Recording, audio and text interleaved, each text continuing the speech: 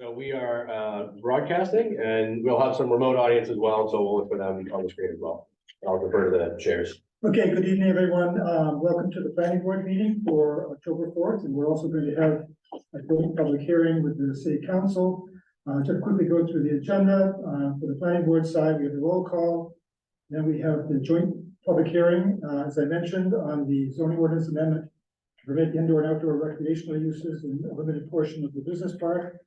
Under general business, we have an opening for a representative to the Community Preservation Committee, approval of minutes for the September 20th meeting.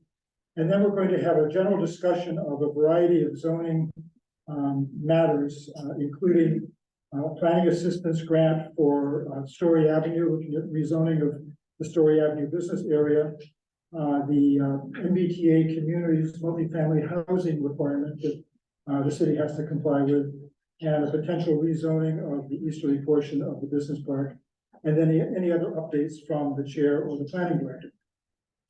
So I will begin with the planning board roll call. Alden Clark. Here. Beth Delisle is not here yet, but we expect her. Bob Cope. Here. Jamie Pennington is not going to be here. Heather Rogers. Here. Rick Tainter is here. Charlie Palmisano. Present. Jenna Bluestein, one of our new associate members, is not here yet. And Brian Bell. Brian, your first meeting. Thank you. Thank you for stepping up. Okay, I'll turn it over for you to open up your portion. So I'd like to call to order the meeting of the subcommittee for planning and development for the city council. So I'm present, and so is Councillor Preston. Okay. Joining us tonight also is Councillor McCauley and Councillor Shan. Okay, thank you. So this is the first, we're just beginning a public hearing on this matter. And so who is going to present the ordinance to us? I'm happy to just give an overview. Okay. So just for the record, and I apologize, we have a remote audience, and some of you may be familiar with this. We try to just speak loud enough that the microphones here can pick up so that folks at home can also hear us. They don't sometimes pick up as well in the audience as would the mic from my computer. So we'll just ask everybody to speak loud enough so that folks at home can hear. My name is Andy Ford. I'm the Director of Planning and Development. So I'm just going to speak briefly to the proposed amendment. I have a couple of visuals just to show briefly. So this is just a zoning map of the city, and the area in question that we're talking about is down here in this area. So I'm just going to zoom in on that to make a closer reference. So this is just a blow up of that area, and underneath, and I have other visuals of this, but this is the business park area.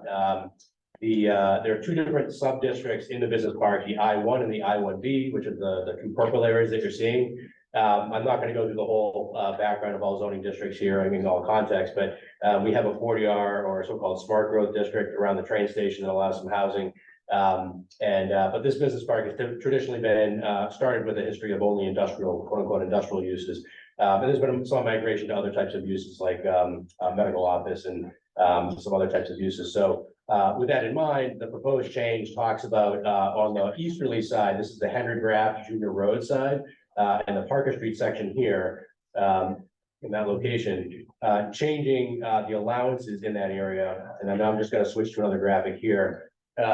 This is just an aerial photograph or an ortho photograph of that area. It's a little bit harder to read this one, I think, in some ways, but just to illustrate briefly, this is Route 1 right here traveling through, and that's the traffic circle. This is Parker Street traveling through here. It takes that bend. This is Henry Graff Junior Road. So that's this section, and in this section here is what we're talking about.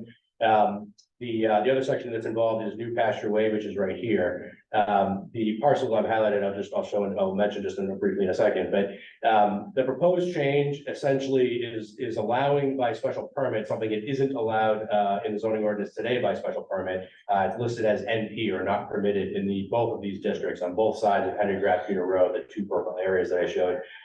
What this would allow is both indoor and as a separate category, outdoor recreational uses. Those two uses in the zoning ordinance were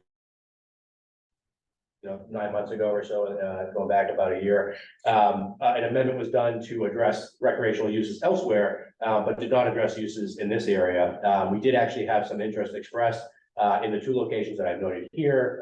Sorry for the little pop up there. But this green area right here is just a location on New Pasture Way, whether there was some interest, and that is involved in the area in question. And then this area right here, a collective of parcels that are fronting on Parker Street.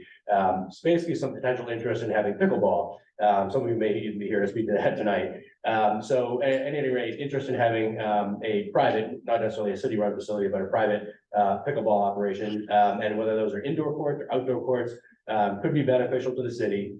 And the business park is a employment center and an economic development base for the city. At the same time, there are various needs that the city has. I, just speaking for myself, see the benefits of the proposed amendment, which would allow this sort of indoor-outdoor recreational use as a category, pickleball being a subset of that. On this corridor in general, the Parker Street, Henry Graff Jr. Road, we happen to have interest a little bit further down on New Pasture Way of that same interest.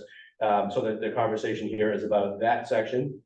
Any property that fronts on New Pasture, fronts on Henry Graff Jr. Road here, and to this intersection going towards Route 1, fronts on that section. So the question here is to allow this business park uses further out towards West Side, to allow that in this area here. And I have seen that my perspective as planning director is that I've seen that area migrate over time a little bit. There's been some other variety of uses in that area, and I don't necessarily see those in conflict with the business park and the embedded side of the business park, at least. To me, that's not inconsistent per se with that area, or even potentially where we want that area to go in the future. Given the housing that's happening by the train station, there are benefits in my view of allowing and having a variety of uses that can serve both for folks who are living in the area or elsewhere in the city, but also at their employment center in the business park to have things like a recreational facility in close proximity. So in general, while there's always a variety of details to be discussed, and I would defer to the planning board as advisory and the council on the final decision here. But in my view, it's a beneficial amendment, and there are some other particulars in here that we can discuss, like lot size requirements or parking requirements, things like that, finer grain. But that's in essence what this would allow, is a use that is not allowed today by special permit to be permitted by the planning board here by special permit if the amendment is approved. With that, I would ask if it's possible just to allow if there's any councils who wanted to speak to, or. Sure, I guess, is there anybody else who wants to speak as a proponent to this, or is this, are we now opening it up to questions and answers? I think we have at least one council ready. Yeah. Well, you asked me to. Sure, Councilor Conley, thank you. Okay. Thank you. So I am one of the co-sponsors of this, and I just want to give you some background. The purpose of this proposal is to bring some consistency to this area. Along Graff Road, we have businesses that were established through use variances, and they are indoor recreation today. This will bring some clarity to any and all that want to invest here. The Graff Road and Parker corridor that we're talking about are now surrounded by smart growth residential users. We should use this corridor as the de facto buffer to the true industrial part of the park, which is doing very well and is a job creator onto its own. But this buffer area is under attack from needs from the residents that are now moving in, et cetera, along the way. That will lead to other expenses the city will have to incur, possibly like sidewalks, et cetera, that are not part of this plan, but that's for another conversation. We know that businesses and residences don't mix well. There's always something. Currently, the Port Rehab on the corner of Hale Street abuts Colton Drive. We've had 500 complaints in the last 4 years, and they were all valid complaints. That said, the specifics within the use agreement of B1,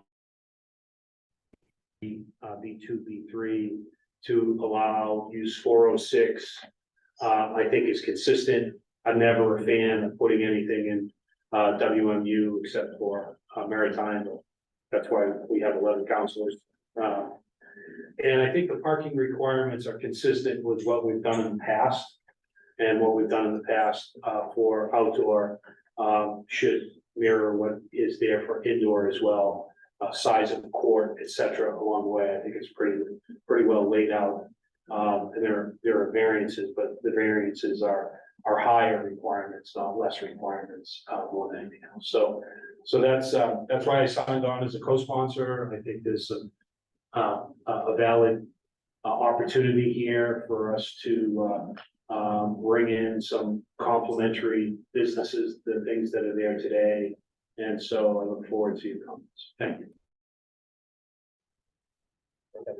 I'm also one of the sponsors, and I will say, when I got the phone call from Mr. Fisher saying he wanted to do this, I was all in, because we've had so many residents, and I'm just speaking specifically to football.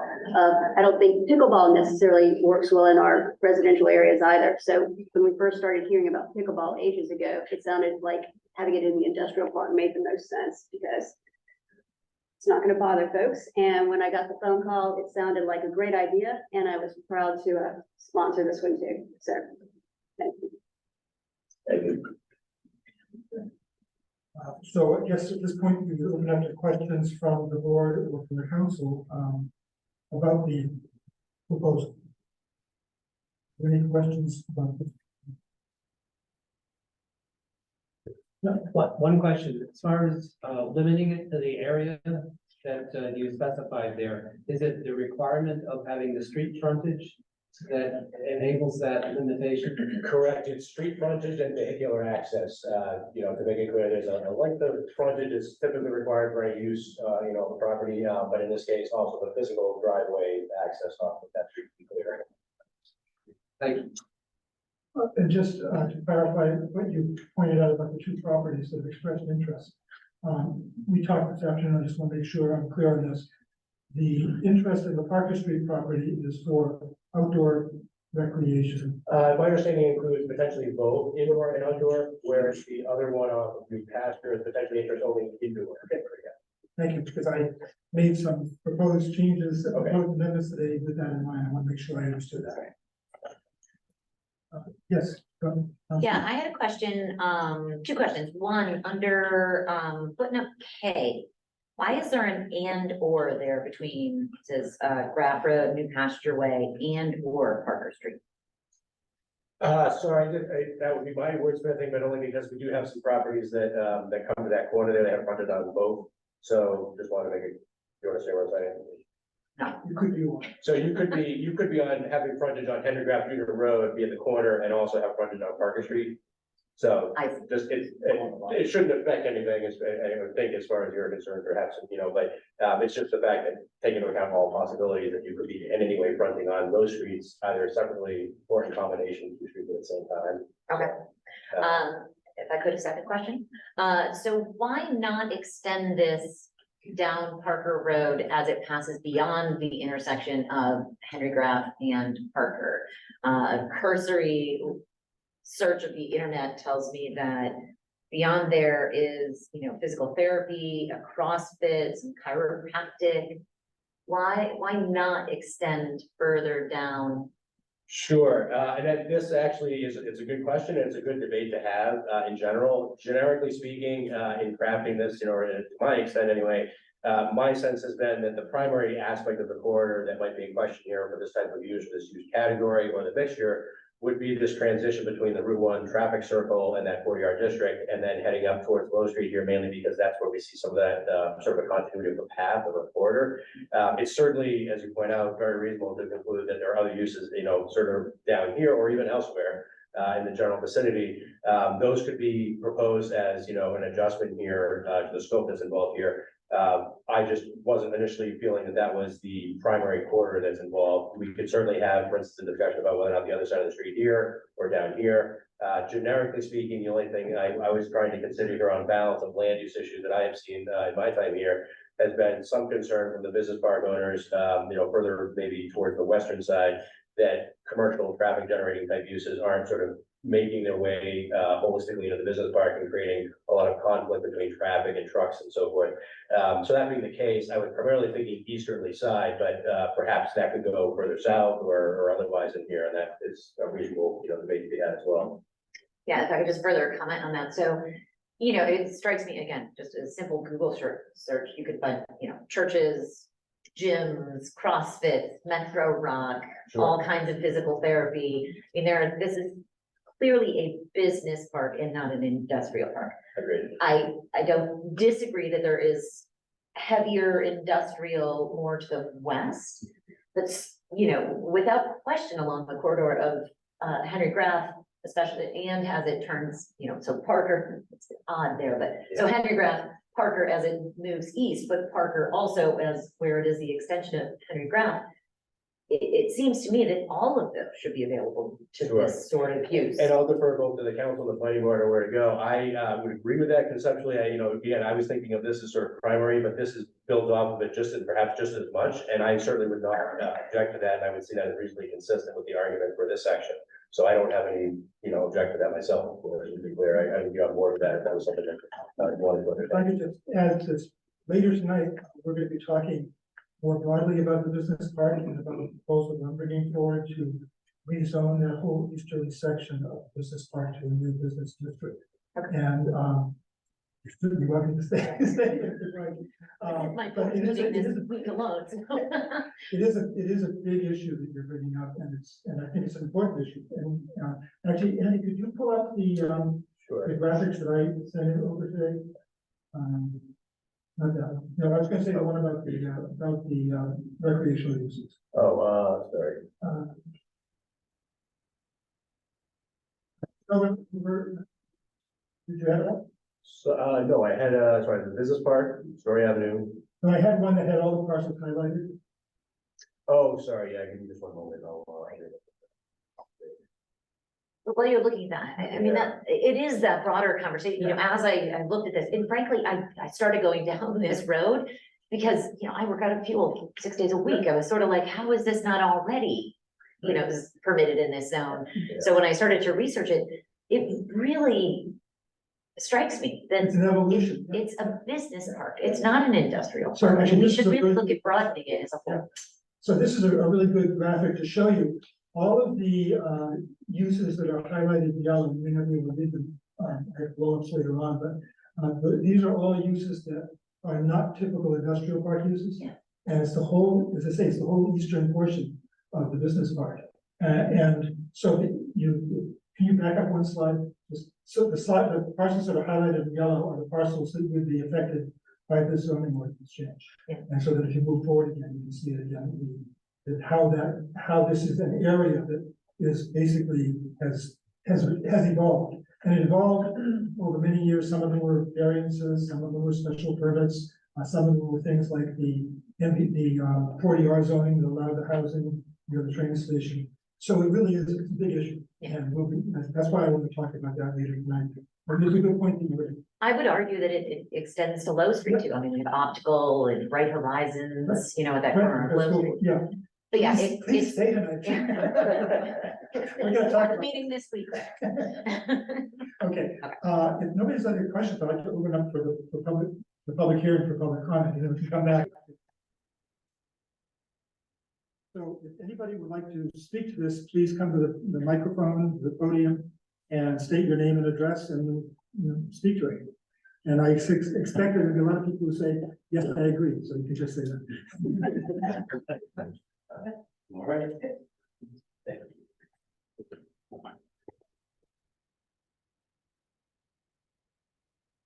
Hi, good evening. I'm Bill Fisher, Newburyport resident residing at 14 Burbo Terrace, the co-founder of Newburyport Brewing Company.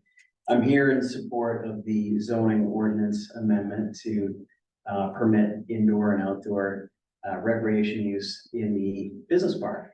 The nice thing about this, it isn't a fundamental zoning change. So I think, we've got an opportunity here to allow recreational uses that don't exist today in this section of Newburyport. And the benefit of the benefit of this zoning amendment extends not only to Newburyport residents, but also to the community as a whole. I think, we do have a vested interest in this, obviously, but it's nice to see from a business perspective that there are opportunities for businesses such as ourselves to offer year-round recreational opportunities to the community when it's 90 degrees and sunny or 20 degrees and snowing. I think the nice thing about this part of the business park is the businesses are suited for this type of use. There's plenty of square footage, there's plenty of parking, there's high bay warehouse space. So I think recreational uses such as indoor pickleball or bocce or whatever the city of Newburyport chooses to permit is an ideal use for this area. So I applaud Newburyport for supporting businesses who are thinking a little bit outside the box. And, you know, I encourage the city to pass this amendment. And I think it's a beneficial change for the city, its residents, and also everybody who uses the city from the community as a whole. So thank you very much for your time. Thank you. If we have any other speakers, let us know for the record. We have Councilor Vogel with us remotely as well. Come forward, yeah. Yes, please. Good evening. My name is Steve Petro. I'm a West Newbury resident, but spend the majority of my time here in Newburyport coaching pickleball. I also have a pickleball consulting business, and I really just wanted to do two quick things. One, first of all, thank Director Ford, Jennifer Blanchard from the Zoning Commission, and obviously Heather Shan, who I believe is on the phone, and the other city council. Oh, Heather, you're there. We've never met. Oh, thank you. I don't think classes done. I can't see that. So thank you and your colleagues, the other council members, for supporting this. I think it is needed here in the city. I also commend the city on the work they did this year over at Cashman Park that has really helped. I happen to know 9% of the people here, so I can tell you definitively they're all pickleball players, and that's why they're here. So I am the other interested party that Andy referred to, leading a group, hopefully trying to be an indoor and outdoor facility to provide clarification to the facility. So thank you. Thank you. Does anybody else wish to speak? Yes. Hi, I'm James Jones, 2 Wills Lane. Been a resident of Newburyport and have been involved in pickleball since 2017. I'm the United States Pickleball Association ambassador to Newburyport, and we have worked hard to provide opportunities for pickleball play here in the city. And we are grateful for the work that we have done with a number of counselors, with a number of members in the audience, and all of the avid pickleball players here and beyond. I represent over 300 Newburyport residents that play pickleball. And we have discussed this with Councilman Cully, with a number of other ones, about the interest in looking at opportunities to expand, yet be conscious of the neighborhoods. I believe that this really addresses those issues. And while we're not directly involved, Newburyport Pickleball as a group, we really encourage this. We think this amendment is very beneficial to the community and for the health and vibrancy of our community. Thank you. Thank you. Anyone else? Okay, if there's nobody else who wishes to speak at this point, I'll close. Did you want to speak? I guess not. I'll close the public comment period. Bring it back. So, discussion. If there's anyone online, I didn't see hands up. Yeah, we did not see any hands. Yeah. Okay. Is there any discussion about this? Questions, etc. Council President.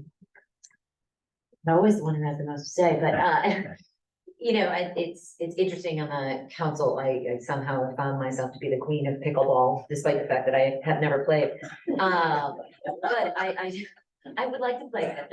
But I have said this so many times, I'll say it again here. I'm very passionate about the fact that every taxpayer should have a right to play this sport. And you know, there's a lot of this discussion about tennis versus pickleball and not having pickleball in certain places. And I understand that it can be loud. Again, I've not played, but I do hear this. But I feel very passionately that it is a very up and coming sport. It takes 5 seconds on the internet to know that. It seems to be exploding everywhere. And I think we do need to find places for people to play pickleball in the city. And I think this is a very elegant solution to not having it be something that could be considered a nuisance to the residential areas, while still having it within the city limits and providing that service to the taxpayers. So I personally think this is wonderful. I think we rarely can find such simple solutions. It's almost impossible to find simple solutions, but this does seem like a simple solution to me. Again, especially in the context of the fact that the former business park, or sorry, in the former industrial park has really developed into industrial park. Good Lord, the former industrial park has really developed into a business park. As we have developed, the village that we're trying so hard to do around the train station and 1 and 3 Boston Way, as that expands westward, I think this is a wonderful way for us to give that area of the city more of a village feel, and while also creating a solution for pickleball. So I am 2 hands and 2 feet up on this. Thank you. Anybody else? I have a couple of questions, a couple additional questions that I didn't think of until tonight. This would be considered a separate principal use, correct? Correct. So in that case, would the parking requirements be additive? Correct. However, there is the ability through a special permit provision in the ordinance for the planning board to look at what we call shared parking for off-peak hours. Obviously, there'd have to be a demonstration that those uses are happening off hours, but there could be a shared parking arrangement. And here, pursuant to the text of the amendment as proposed, or and I think you and I discussed this earlier, another section of the zoning ordinance where the special permit is reviewed, the planning board can also look at the parking requirements in context of the specific courts and proposal for recreational use, just to determine that that's fine tuned, to make sure that there's essentially enough parking provided on site so that it is not putting it on the streets inappropriately. So in general here, it could be either a shared provision to reduce and sort of see it in combination based on off hours where the lots will be empty anyway, or it could be a more restrictive requirement in the board review of the application to determine that it's enough.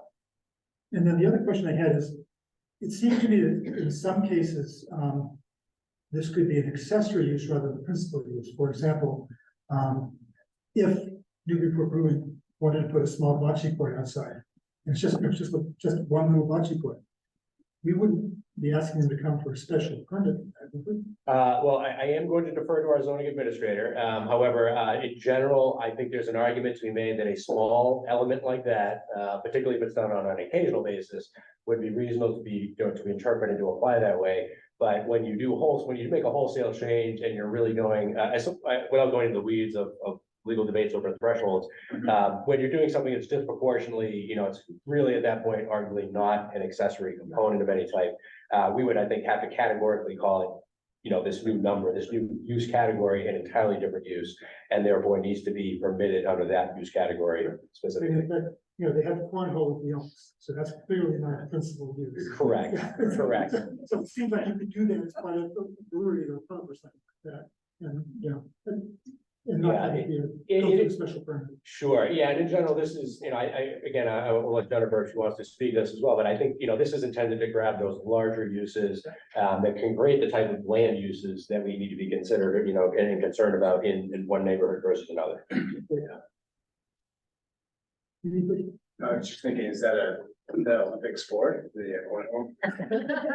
Yes, but I agree. I think that there's general support for this and strong support. It's just a matter of coming up with some of the details for the parking, perhaps. Oh, and if I could, Yes, sure. one of the other, just to be clear, because I know that the comment was made earlier, and I have discussed with a few others before this, talking about this particular amendment in the area involved. Sidewalks are a routine issue that we talk about in Newburyport, regardless of the neighborhood, I would say, bike connectivity and so forth. So just to be clear, obviously a discussion both with the council for various areas of our public right of way, as well as for the planning board, particularly when they review a site plan or a permit application like the zoning board of appeals. We typically nowadays, and thankfully due to some more recent amendments to the ordinance, we try to take into account new sidewalk connections, like, bike path connections or bike racks, things like that, to make sure that we're not customizing our community only for the automobile. Newburyport is a walkable place. I think we want to encourage, new village areas that we're sort of redeveloping, like the train station area or even Story Avenue. Like the downtown, we want it to be walkable. We want to make sure there's connectivity. So, just to be clear, from my perspective, I agree that that's very important. I also think that that can be very well addressed by the board's review of the application to make sure that on a given site, in the context of what can be physically done, there are the best possible sidewalk connections or bike path connections or bike racks provided for folks, that sort of thing. So, that I think is an issue that can be addressed very well through that review process. If nobody else has, I don't want to supersede what anybody else wants to say, but I do have some proposed amendments that are very technical amendments, the details that Charlie mentioned. So.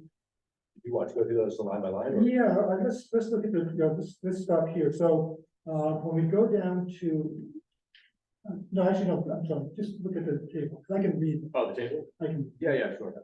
So right now, there's a footnote K for both of these uses. And if you just slide up a little bit, you'll see footnote K. And it says that use is permitted by special permit only on properties with frontage and vehicular access from Henry Graff Junior Road, New Pasture Way, and or Parker Street between the intersection of Henry Graff Junior Road and Easterly Road 1. And I felt, looking at this, that there's a distinction to be made. So my first proposal is to separate the two uses.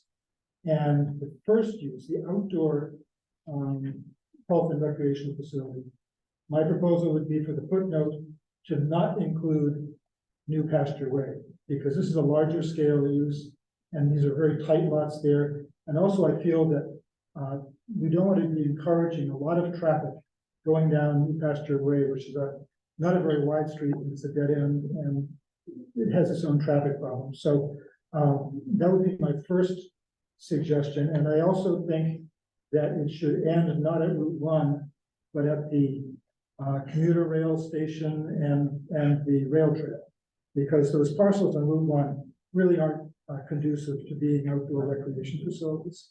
So the wording that, you can look at the wording on the screen, and the wording that I would use for outdoor health and recreation facilities would be use permitted by special permit only on properties with frontage and vehicular access from Henry Graff Junior Road and or Parker Street between the intersection of Henry Graff Junior Road and the MBTA commuter rail station / Clipper City Rail Trail, otherwise prohibited in I-1 and I-1B. So that'd be the first footnote. So it would, just to be clear, it would stop Right there. essentially here. Yeah. And this section of New Pasture would not be included. Would not be included for outdoor recreation. Okay.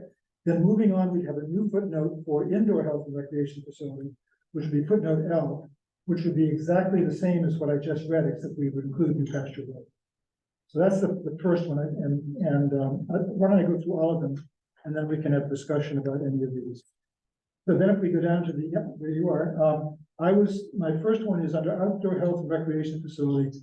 I didn't think 20,000 square feet worked for an outdoor health and recreation facility, particularly if you're talking about pickleball courts or tennis courts or whatever. So my suggestion is either to delete that comment, the 20,000 within the I-1 and I-1B districts, or to increase it to 100,000, which is basically 2.5 acres. It seems to make more sense in terms of the scale of the facilities we're talking about. Then under indoor health and recreation facilities, I would suggest increasing the height allowance to 40 feet and increasing the lot coverage allowance to 40 feet. Because that's more, we're trying to get a more intensive use, and this is an industrial park. Right. Many of the buildings there are already 40 feet, so we could allow that.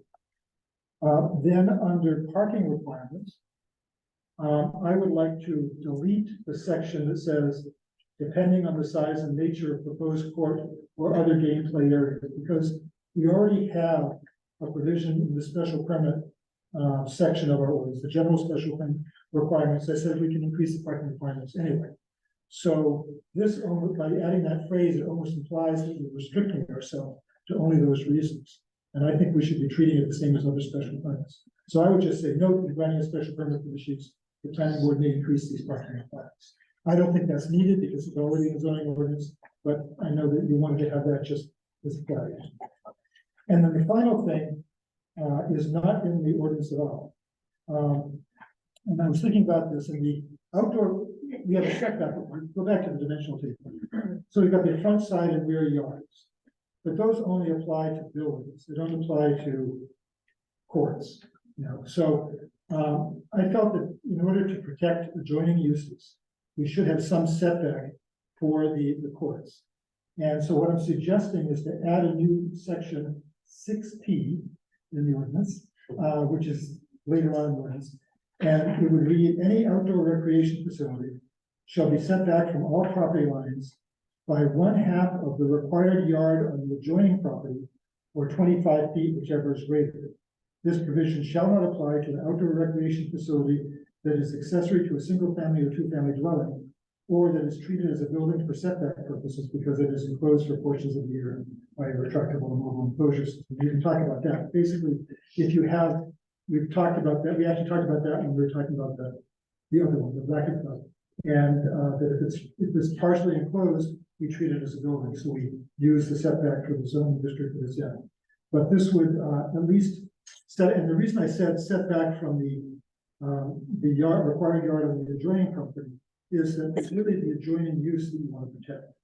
So if you had a residential use next to it, then whatever that might be, if the setback requirement is 50 feet, then the setback requirement would be 25 feet. That's what I'm trying to get at. So those are I mean, they're all very technical things, but as I went through the ordinance, I really felt that we needed to clean it up a little bit. So any questions for that about that? And I need to process that. Yeah. Rick, I'll leave it to you, but did you want to speak to, with the graphic that you showed a moment ago, or this one here, did you want to speak to the lot sizes, in the sense that, you know, Yeah. or the new pasture component? Now, this is the section of parcels that would not be eligible, with the proposed change, right? Well, it's actually only, it's not all of them, it's only the second parcel in or the third. Oh, yeah, parcel in. sorry. Yeah, so there's and I don't see that there's actually a compelling argument to basically take down those buildings and replace them with outdoor recreation, which is what you have to do. So I think we want to protect that as a business area. For indoor recreation, certainly could make sense there, but I don't think there's any reason to think of that for outdoor recreation. That was, you know, before I started getting into the weeds on this, I really had a lot of concerns about this proposal because I felt that it was potentially hollowing out the business park. But I can see this now as something that has potential advantages. But I'd like to make sure that the use and dimensional requirements make sense. Thank you. So Rick, maybe I do have one question. Are you excluding New Pasture Road? From outdoor, From out, keeping it for indoor, because I can't see an outdoor recreation, you know, happening there. Unless because you have to tear down buildings. yeah, okay. I'll have to take a look. Would, Do you know the relative size of some of those parcels? Yeah, the It part, ought to increase yeah. to 100,000 square feet. so the parcels that are on New Pasture, I think many of them are 1.5 acres. So we would not, I'm only suggesting increasing, well, I'm not suggesting increasing anything.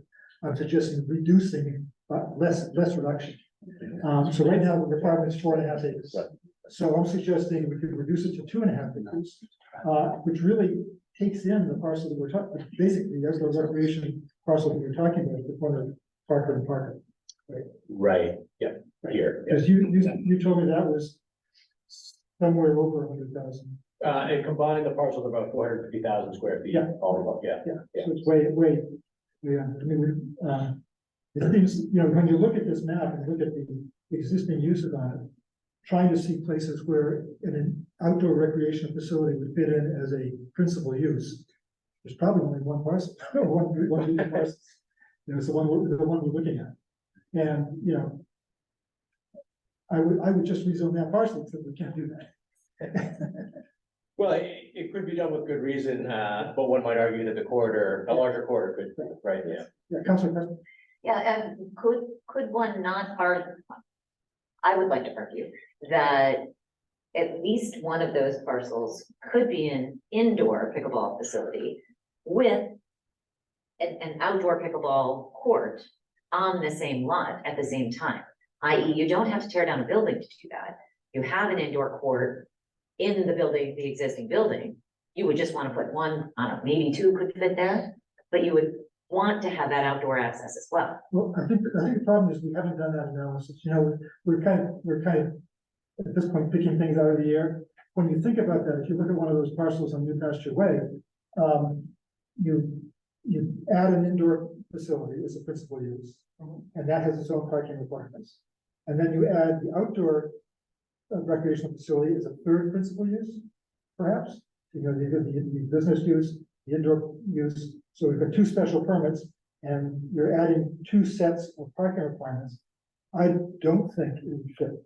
You know, but we haven't done the analysis. I would like to have actually more analysis showing this, but I think we don't have that yet. I would agree with that. I mean, looking at the racket club, right? I mean, they were initially an indoor place. They had the parking. They were able to put several, I don't know, I would guess 4 or 5 pickleball courts there. And I would hate to see us exclude that use if there was the potential for that use without taking down the building.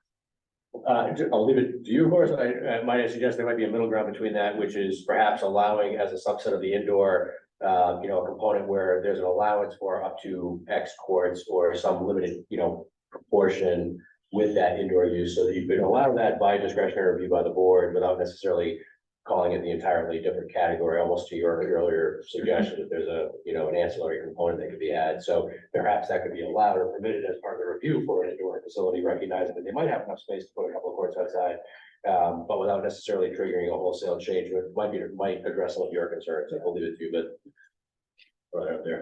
Again, if we had more analysis of the parcels that are out there, I'd be more comfortable with kind of changing that whole thing. I also do have a concern about making New Pasture Road a destination, dead end road like a destination for lots of people coming in and out. It shifts, you know.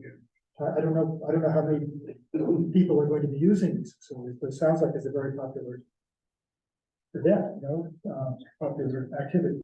So having people go back and forth, we already know that we have issues with, you know, school arrivals in some of the streets in these areas. So, I don't know. I'm open to other ideas. That's the question.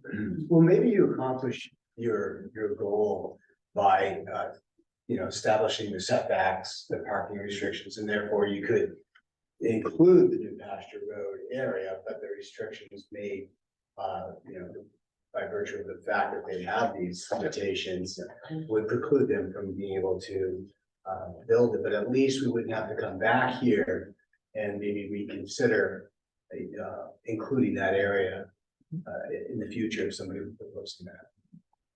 Councilor Paul? Councilor Wright. So,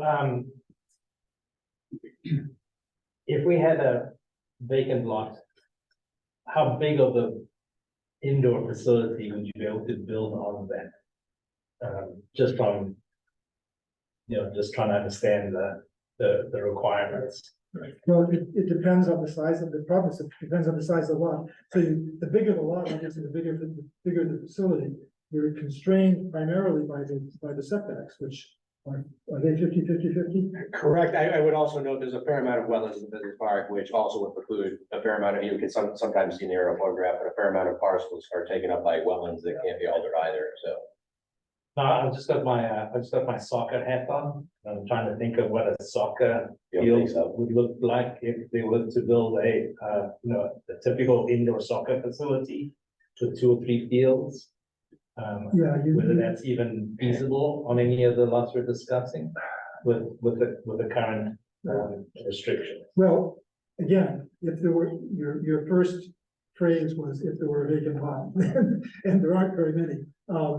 So what you end up doing is either repurposing a building somehow and expanding it, or or, demolishing the building and combining two lots. That's not cost effective. No, it's not cost effective. I think it's a good, it's a good argument, which I think you had hinted to a little bit before. No one's gonna demolish the building, presumably, no one's gonna demolish the value of the building. Even they can create a new one to create outdoor space, which wouldn't necessarily be as profitable for them either. So we wouldn't, it's not necessarily, that we would see it sort of proposed here versus other places potentially because of that. Like you said, there are buildings on these lots, whereas, perhaps in the other location, there are less buildings to relocate. I mean, I look at New Pasture Road and I just don't see a feasible location for an outdoor recreation facility. So my question is, why would we even think about zoning it for that? And we'd want to have, I think we still want to keep a fair amount of business and industry in the park. So we don't want to have our planning documents say, well, we can get rid of those and replace them with, I mean, I'm not opposed to the proposed change per se, but I see, rationale on both sides, so I'm just to be clear, I'm not opposed to that change per se. I think it's more likely that we're gonna see something indoor there, if we do. So I'm not as concerned about that per se, one way or the other. Or would you be opposed to an outdoor sport as call it an accessory use to a principal use that is in? yeah. So you could have an indoor pickleball facility, you could have, to your point, you could have a couple of outdoor courts adjacent to that, but that really doesn't constitute the principal. Yeah, and again, whether you could actually fit it in there is another question. That's another Like, 'cause question. you have to pave more parking, That's another all question, that kind of stuff. for sure. And we wouldn't have to change the language for the, auxiliary use. No, I would suggest that we add some, if, depending on where you want to go with the recommendation from the planning board's end, if you were to recommend that and that were to be incorporated, I would recommend specific language be added to clarify that component. But also just to note again, that there's a reason for discretionary reviews, which is to give the board the ability, because you can't codify everything in the text of an ordinance that may come up, it'd be an infinitely long book. So there is a discretionary review that could allow some things like that to be taken a look at. It may be something that you want to address by not allowing in the first place, but sometimes allowing by discretionary review allows the board to determine on a case by case if something fits on site. So, yeah, so, after this discussion, I'm thinking maybe we just leave New Pasture Road in. I think it's never gonna happen as a principal use, but if we leave it in, then nobody's concerned that we're leaving it out. I think it's a fantasy. I would tend to agree because of the building space, but yeah. Yeah, so I appreciate the discussion. I'm gonna add a little wrinkle here. The principal use is going to be a business we've never seen before, be a pickle plant. And that will be a combination of indoor, outdoor type of scenario. So the accessory use will probably be food or drink or something like that, that would enhance that. And so I'm okay with the changes here, but, instead of saying that we think a building that's doing something now is going to add, both an indoor and an outdoor pickleball. So now we have three distinct uses: the main use, the secondary use, and now a third potential use on that, which would be additive. Opening this up particularly pickleball is the main use is a pickleplex, and that is a definition now elsewhere around the country. It comes with its own, it's similar to, mixed bag, indoor, outdoor facility.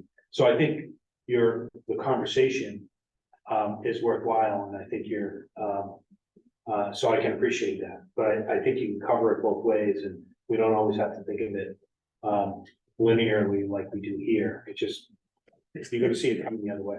Except that, we're not proposing to have a pickleplex here, we're proposing to have that the zoning recommendation is for an outdoor recreation facility or an indoor, so we would have two principal uses. If it were a pickleplex, it would be two primary uses, and it'd be two separate special permits with two separate parking requirements.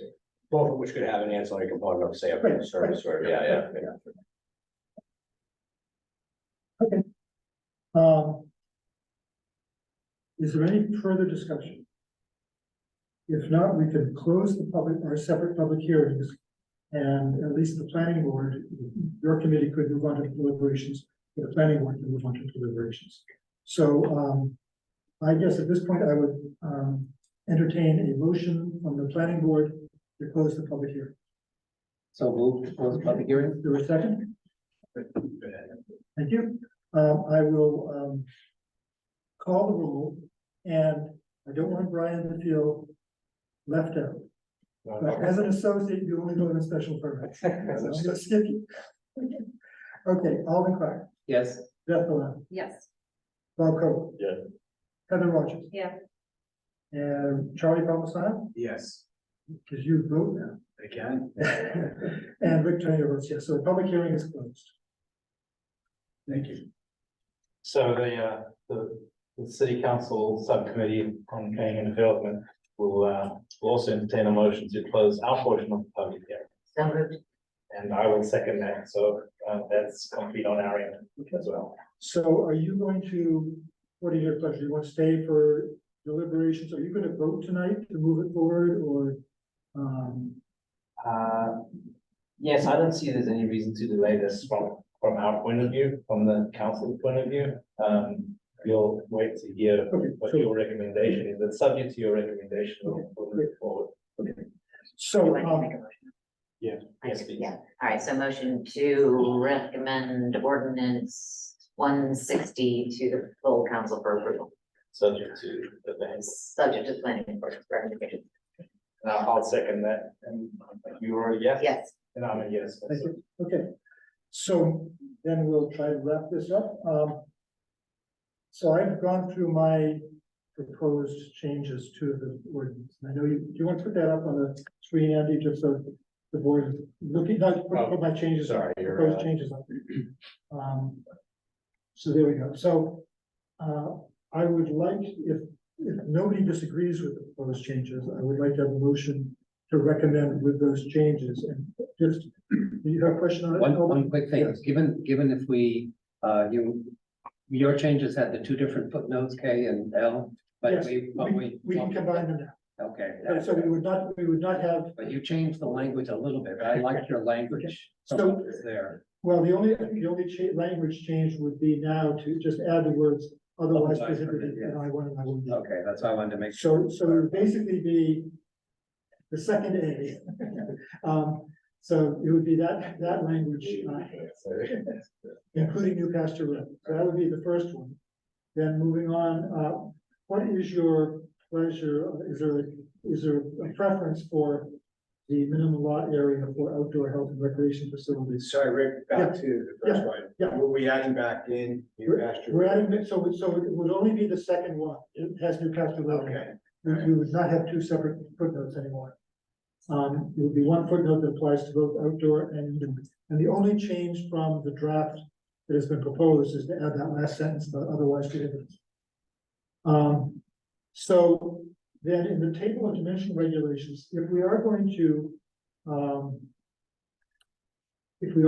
to consider outdoor health and recreation facilities as a principal use on New Pasture Road, I would suggest that the number be changed not to 100,000, but to 60,000, which is roughly an acre and a half, which is typical of a lot of the lots on New Pasture Road.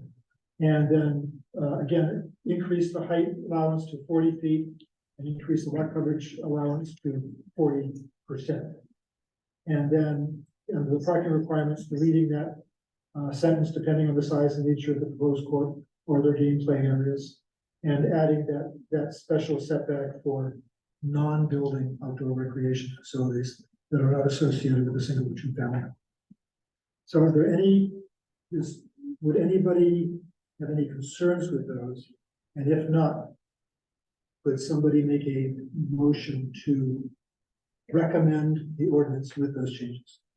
Can I I just don't- ask one question? Yes. Sorry. So an additional thing, the street frontage for the outdoor facilities is 200. Does that seem still like a I reasonable think it's number? reasonable, yeah, it's reasonable for those uses.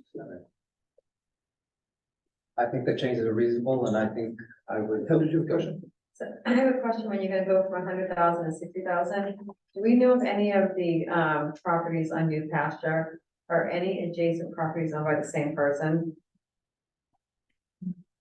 I don't know. I don't know. either. I didn't check that, I just before I didn't No, verify so that. it's the only reason I'm saying it is because if this is something, you know, if we want to sit long-term and be agreeable, perhaps if that were the case, that 100,000 could almost come into play, like long-term. So why scale it?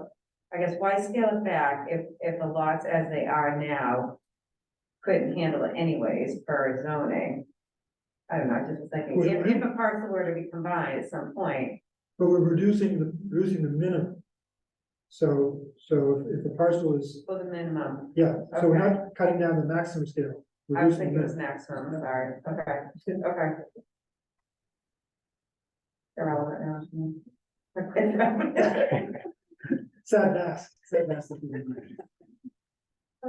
So, if that's the case, could I have a motion and I think substituting 60,000 instead of 20, instead of 100,000.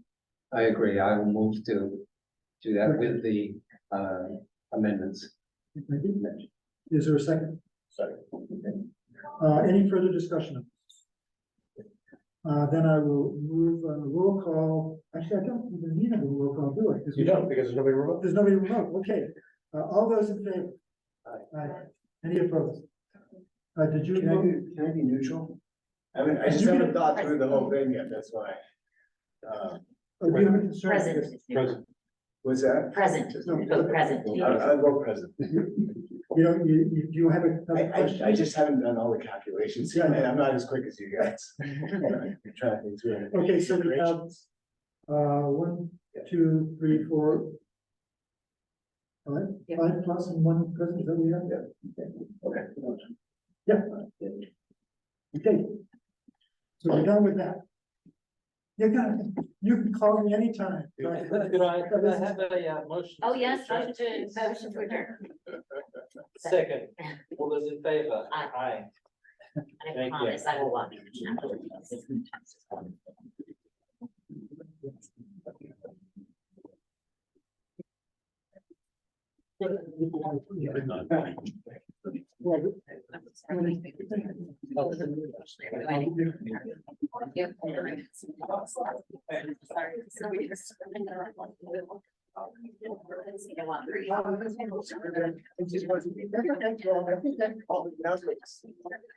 Next, so what?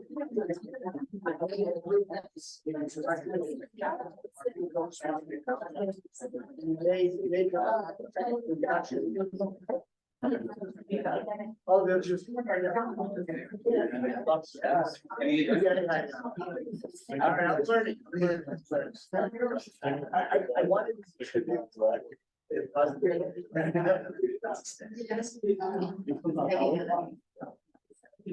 it. They're still working. So the next item on our agenda is the approval, oh, sorry. We have the CDC representatives. So we carry that? We just carry that one. Jim, at the end. Look, you can fight it out. Yeah, that's right. So the next item is the approval of minutes of September 20th. I just got one typo correction. Does anybody have any corrections on those detailed minutes? It was your typo. It was a past tense, it should have been a present. Was that the 7-minute meeting? Yeah. Okay, so do I have a motion to approve? I move to approve the minutes. Second. Second. And I'm gonna make well, you weren't here, so I was gonna let you go, you weren't there, so. What? No, I was gonna let Brian vote, but he wasn't there. Almost here. You're almost there. Okay, so. All in favor? Opposed? Is it? I wasn't. Sorry. That's right. Okay. You finally got this vote. Okay, so moving on to, this should be a very interesting discussion. Several items. And I would like to begin, if I could, with, the third one, business park item, Oh, sure, yeah. because this really just continues on to what we were just talking about. So, we've been talking a lot about what's happening in the business park and the fact that we've got residential uses happening on the eastern side, and there's stuff that might happen up on Low Street, with the youth center, and we have a variety of different non-industrial uses in the area. So I'm suggesting that we might start considering a new zoning district, which I call business park district, the V4 to add to our V1, V2, and V3. And I'll just go through this a little bit. So we move one ahead. So this is just a summary that we'll get back to in more detail later. But the light purple is the I1 district, the darker purple is the I1B district. And after we go through this analysis, you'll see why I've suggested creating a new B4 district and also rezoning the northern corner of the business park to an R2, which is the adjoining residential district. So let's move ahead a little bit. Let's just focusing in, and these are the districts. You can see the districts around. You have the R1 district, which is the Spire Glen, Pheasant Run type area. You've got the residential 2 district, which includes the school, the adjoining residences, Summit Drive, and also the Heritage House area. And then across the street, you've got R2 on the hill, and then you've got R3, which I believe is the hillside property. And then you've got some business districts around here. So moving a little bit ahead, this is just to create a great background, current zoning. Move ahead. And so I identified a lot of, and you saw a version of this before, a lot of essentially non-conforming type of uses that are, some of the residential, some of them the retail, some of the commercial. Move one ahead, please. Just zooming in, we've got this cluster, and it's the same area that we saw before going down with Graff Road and then east on Parker Street, but it also includes the south side of Low Street as an area that is all really not a business park anymore. Move ahead a little bit, one more slide. So zooming in, starting from the left, we've got 2 churches, 2 residences, hopefully youth services, school, National Guard school on the south side too, on the Ferry Way.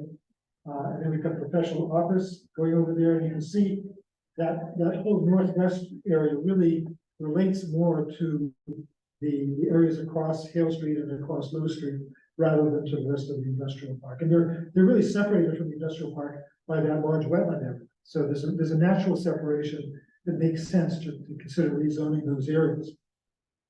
And as you move down over toward Graff Road and New Pasture Way, you've got daycare, you've got a function area, the Elks, you've got the makerspace, the meadery, the dentist, the real estate office, the brewery and pub, and next slide, going even further down, you've got a medical office, a gym, another gym, another brewery and restaurant, professional offices, and then that whole what's it called? Something in Rails End area, with the housing and the restaurant and all sorts of things. So it really doesn't make sense anymore as an industrial district. So one more slide, please. So backing out, that's Backing out. Yeah. And so this is what I had in mind as a suggestion to take that area that's outlined in red and create a new B4 business district. And I'm not tied to anything particular here, but it just seems that this is an area that makes sense. It represents the existing, a lot of the existing uses. There are still industrial uses in there, but a lot of the existing uses that have been created either by non-conformities or by previous variances, when use variances were still allowed in the city, or by the 40R overlay district. And sort of created this whole new area that really doesn't relate to the rest of the industrial park. And then that northerly area, I think this outlined in yellow, I would suggest should be rezoned to the R2 district. It extends from the charter school over to Hale Street. and then down a little bit of Hill Street to encompass the two churches. And it just seems to make more sense as a residential district than as an industrial district. And then just for simplicity, and I don't have a strong feeling about this, but I would suggest combining the I-1D and the I-1. I don't, like, there's very few differences between the two. I don't think there's a very good Yeah. reason for having two, yeah. So then we can create that as an I-1 district. So just to clarify, in this scenario, the 40R district remains as an overlay, Oh, yeah. And there's still the potential for expanding that overlay understood. further into the district. So this, Could you do that one more time? Yeah. What you just said. I didn't catch it. Sorry, I was just asking, it's not shown here quite as well, but there's a shading underneath here where the 40R smart growth. go to district the next slide, it shows the next slide. Oh, it doesn't. No, it No, doesn't. no, it's a little hard to see here, but if I zoom in, you probably can see it. There's a 40R smart growth district where we've seen the Boston Way projects approved and the more recent one on Route 1 at Haley's. And that's within that smart growth district. It allows the multifamily by right, pursuant to some state statutes and other provisions, but with design review, which is a good thing to have as well. So that's what we're. And one of the key things about that, the key thing about that district, which we'll talk about when we get into the next topic, which I would like to be MBTA zone, is that the 40R district allows the multifamily uses by right. It doesn't require a special permit. But it does allow us to give design review and site plan review. So we still retain some level of discretionary review, but just not prohibiting the use. If I could, I would say these are very important points, I guess, and irrespective of where we end up in the coming months or year, as we're talking about different areas of zoning, there are some benefits. The state wants us to make more as of right multifamily housing around the train station. That's the key component of what they put forward now. It's different than in some ways than the 40R statute that we permitted the district under originally. In fact, the old district could not be done under the new statute because it requires a higher percentage of affordable units. And that's important context here, I think, in part for also other things we'll be discussing here with the MBTA communities requirements going forward, as well as the Story Avenue area, which we're going to get to. Because we have to consider various different things simultaneously. And as Rick knows, we talk about this all the time and all the minutia. We don't necessarily want to lose the grandfather status we have for our existing 40R district. The state would actually prohibit us from going above 10% in the affordable housing component now, whereas the requirement back then for the 40R district was a minimum of 20%. So they were setting a floor before, they're setting a ceiling now that's lower than that. And we actually decided locally here to go higher than the minimum 20% with the 40R district. So we would be at 25%, not just to create 5% additional affordable units, but more particularly, I would say, speaking for myself, is I thought it was very important for us to try to take advantage of a provision that's in the affordable housing statute, whereby if you're not in if you don't have 10% of your entire housing stock affordable, according to state requirements, putting a debate about what's considered affordable, then you're not in the so-called safe harbor status. If the developer comes in with an inappropriate 40B and a proposal where it doesn't belong, high density development, irrespective of where that may be. While I am very much in favor of affordable housing, I also I'm not convinced that it makes sense to throw all zoning out the window in order to achieve that. Context is important as well. So that being the case, it's important for us also from a land use planning perspective or a policy perspective to maintain safe harbor status. So I thought it was important. I think I'll assume the council did as well, because, we all did this process of adopting it and we see some permits of the project, but we have benefited significantly in our subsidized housing inventory and in getting to or being able to maintain a safe harbor status because in recent years, because the 40R district was adopted, because it was adopted with a 25% requirement and not the 20%, and because when Minko has done rental projects, the allowance is that if 25% of those units are affordable, which is what our requirement is in the district, the state has a provision that because they wanted to encourage some rental housing, that if the project is rental, we get credit on the SHI, the subsidized housing inventory, for all the units in that building, even though only 25% are technically affordable, because they wanted to create also rental housing. So at any rate, we've benefited from a number of units in those projects because we're not just getting the 25% of the affordable, but also all the units in the building because it's a rental project. I think that's beneficial to maintain that. We have the conflict now where the state, is saying with this new change that we're not able to do that. So what I'd like to do is a bureaucratic process I'll have to go through, but I want to basically show that we should not need to prepare a $50,000 report to show that it's feasible. Minko is doing projects that are at that threshold. There's an expectation that we do a report to show that it's a pro forma can be done for a project. with 25%, which is one reason why they went to 10%. And I'll leave it to other communities as the battles they're gonna have, but I want to maintain the protection we have in our 40-yard district, and then consider what we're doing here as an addition to that, rather than going back and tinkering with the 40-yard district where we might lose some of the benefits we're getting. So that's something to consider in context here, and I apologize for a segue, but the important context here, I think, because as we think about what we're doing for changes, we need to think about what we want to use to satisfy MBTA communities and what we want to do to satisfy local zoning needs, and how we draw our map is dependent on some of that. Even Story Avenue may come into play, or other areas, as we go up Route 1, may come into play as we think about satisfying the state's requirement, but also having zoning here that is appropriate for Newburyport, instead of just shoving something in there that doesn't belong. So as we go into the details, I just wanted to note that as something that's a key feature that we want to consider. And the design review component, I think, is essential as well. The benefit to me of what we're allowing and streamlining the as of right multifamily, where we might want to allow multifamily, we're maintaining the design review component with some provisions for design, minimal standards and a board review, which I think is very good to maintain. So, let's move ahead 2 slides here. Can I ask a question?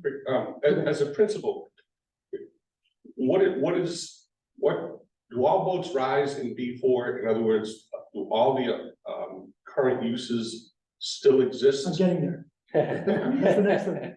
Yeah, but and there's a lot of detail. I'm just trying to figure out the principal logic behind Right, it. so the idea here, I think, would be to rezone B4 to basically reflect what it is. Yeah.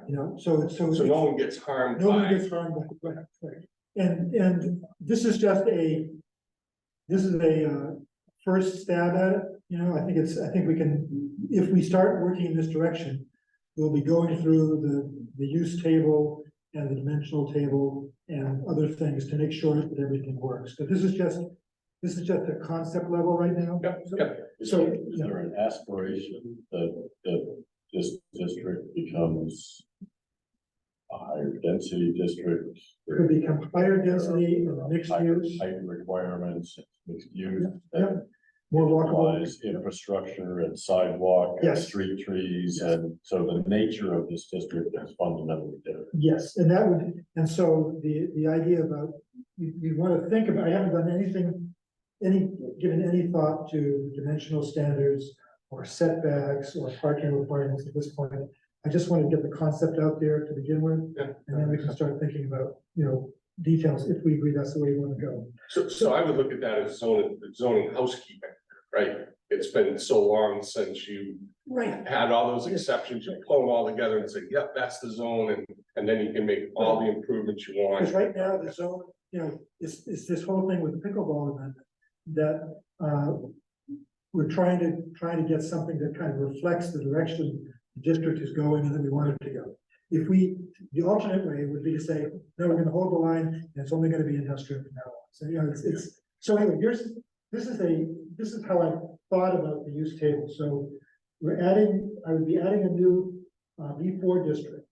And then there are things that we could debate all of these uses. I don't think any of these uses are essential to think about at this point. But for example, we could allow a hotel and inn in the business park. We go to the next page. So we could allow medical office buildings and community centers as of right, where either they're special permit or not permitted right now. One more. We could allow retail, trade, mixed use, health and recreation. Well, there it is. That was the old use table. We didn't have the separate outdoor and indoor. And professional social service, those could be all allowed either by special permit or as of right, where right now they're either not permitted. But you see, there are very few things that are turning from permitted to not permitted. I guess the one that I got there is kennel and animal boarding. I'm not really sure that fits in with this, but I could be convinced.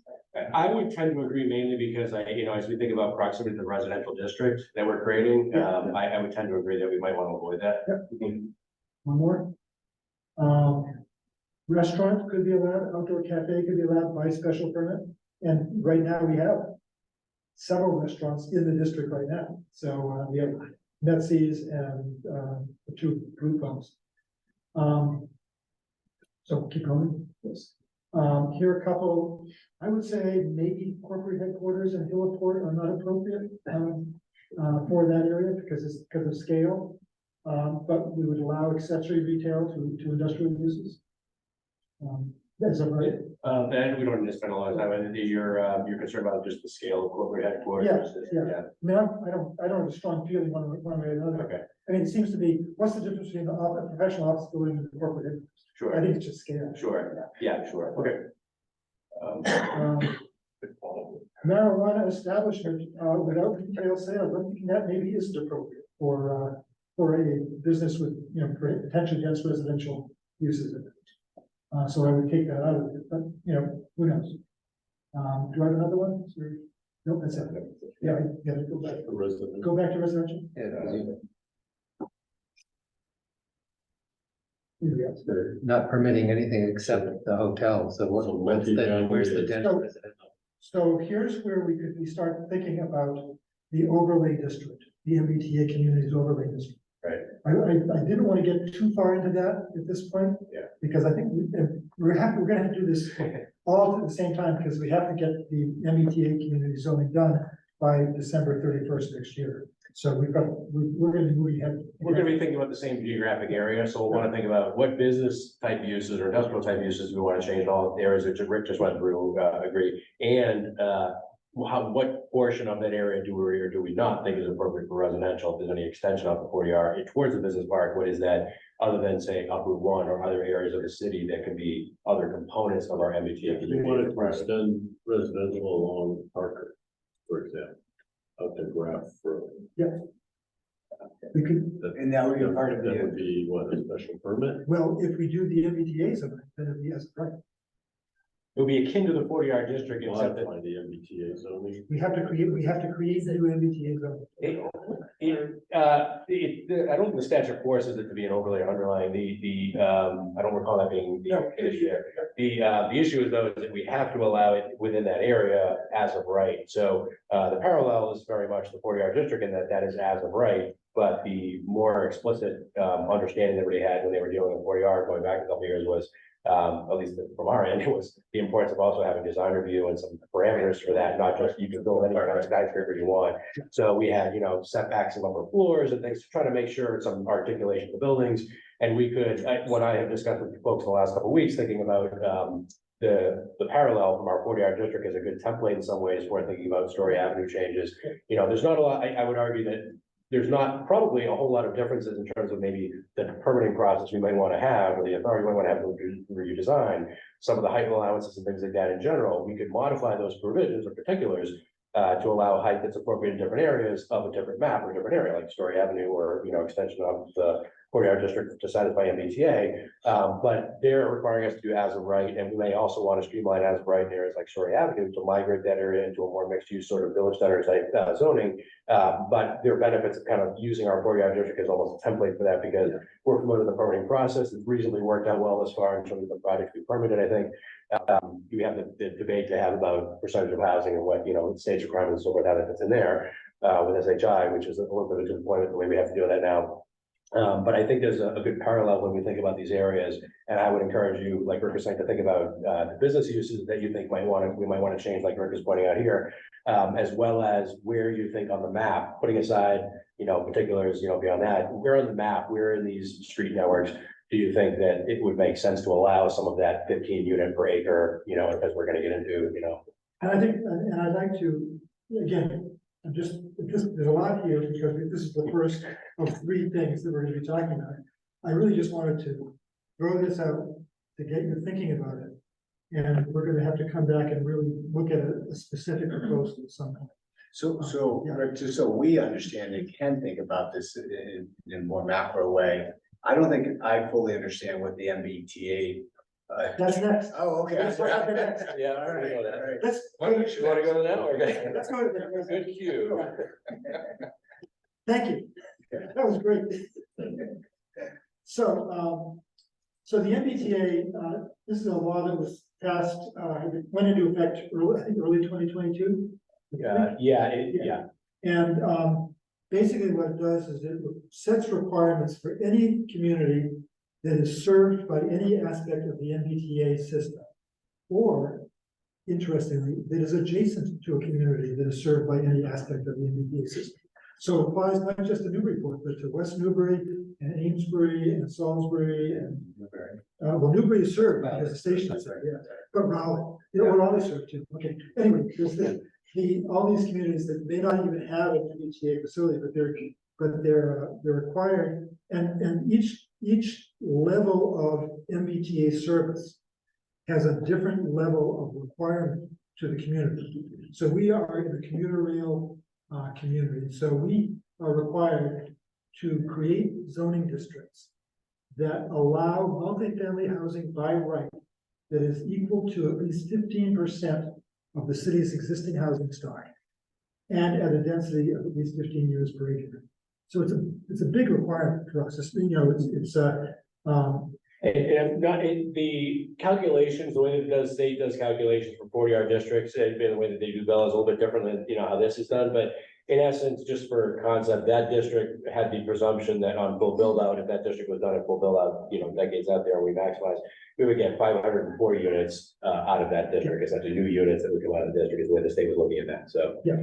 So one thing important to note about this, I say their existing multifamily units count towards the zone capacity. So if we create a district that has 500 multifamily units in it at 15 units per acre, they count toward that requirement, even though they're already there. And even though they might not have been allowed as of right when they were built, we would rezone them to allow them to exist as a. Right, in essence, what they care about is the district that we've zoned, even in some ways irrespective of what's there today, almost. Yeah. Right, and they've also pointed out some of the sessions we've had, well, we're not requiring you to, to permit those uses and so forth, but we all know, like, once zoning is there, someone's gonna, presumably at least be allowed to permit something, so we think about, the real implications of, adopting zoning. Well, this is interesting. So they're saying that you have to do 20% of it within a half a mile of the MBTA. Is that would? Yes, they actually create the modified. district. I think that's the modified. That's the modified. 50%. It used to be a higher percentage, Yeah. and they got some pushback from communities who were concerned, but when the statute was done, it gave some latitude to the Department of Housing and Community Development, which is now a different name. Thankfully, they've, decided to change the name yet again. They do this all the time. So, at any rate, they were given to determine what's reasonable, density and all this kind of stuff. So, some of that has been the application of regulations by DHCD, not the state legislature, which set up a basic framework or umbrella that was pushed forward with a bunch of other stuff at the time. But recognizing this Commonwealth's housing needs and aligned with other things that were going on, that was thrown in there. And so that got passed, and now we're dealing with more particular requirements from DHCD, which is what is summarized here. And I guess what I'm suggesting though is that it doesn't seem like there's that corridor, the availability of that corridor around the MBTA, given the wetlands. This was the kind of stuff that was being, even to get to this 20%, that was the kind of stuff that was being pointed out by communities, was you can't necessarily do what you're asking, and it's in some ways disproportionate or unreasonable for communities to absorb X, Y, and Z. It was that type of feedback the state was getting that resulted in some. But it actually is not as unreasonable when we go through this. So, so our requirements, we have to provide zoning for 1,292 units as of right. Okay. And we have to provide at least 35 acres of zoning. So these are separate requirements, right? Yeah, right. Yeah. So if you only provide that 35 acres, then you've got a density of 36.9 units per acre. So we're gonna have to provide more than 35 acres because we're not gonna be at an average of 36. Because this is a total density. So if you imagine an area that has streets going through it, those streets still count. So it's not the density of the lots, it's the density of the lots plus the streets. So it's so the lots are even higher than. Our 40R district is about a 40 unit per acre requirement or allowance, so just by comparison. Yeah, and so we need to have 20% of the district within a half mile. But, so that's only 7 acres, and what do we have in income? We probably have all that. Right, so. We've already taken care of that, I think. I've used this word before, and it's not my favorite word to use here, but the best way I can describe it is almost to satisfy the state, and which some of the objectives I think are good, creating the housing, streamlining permitting for an appropriate way, while I think maintaining design review sometimes in context is important. We can essentially gerrymander the map, if you will, to take advantage of the right areas. So essentially to encourage the development that we want, And what we're trying to do is essentially develop the zoning we think is appropriate for Newburyport while meeting the state's requirements and, fulfilling some of our local objectives while still meeting their requirements. So we're not penalized by the state for anything, we're not fined, and we'll see where that goes, but also we're gonna remain eligible for grant programs, which is something else that's come up if we don't comply, so. So can we move to another slide? Okay, so here's our, it's in red, it's the half-mile radius from the commuter rail station. And so already in that radius, we've got the 3 NICO projects, we've got the Hines Way project off Parker Street, and we've got the Hillside Center. So those are all multifamily projects. I don't know whether all of them will comply with the density. I think Hillside probably doesn't. Hines Way probably doesn't. But there are already some multifamily units in this half-mile radius. Some considerations are, we don't want to hurt the business park by replacing everything with housing. Although we may want to have some areas that convert to housing. The courthouse isn't going away probably, so that's not going to get converted to multifamily. There's water and wetlands everywhere, and there's big cemetery with a half-mile radius. So that kind of constrains what we can do there. The next slide. This is a better view of the existing smart growth district that we have right now. And we have 252 uses that have been permitted to date. They have a net density of 38 units per acre. That's the net density. It doesn't include the streets and everything. So the actual density is lower. And so it's 25%, not 20%. I got that one. 25%, right. And that's the one thing that I would be reluctant, I don't think we want to walk away from that we have in our district, which means not tinkering with that area. Yeah, add a new district. Right. Okay, next slide. So this was a concept that I came up with last year to say, well, this is one way we could do part of it. So we could draw a long district along the rail trail.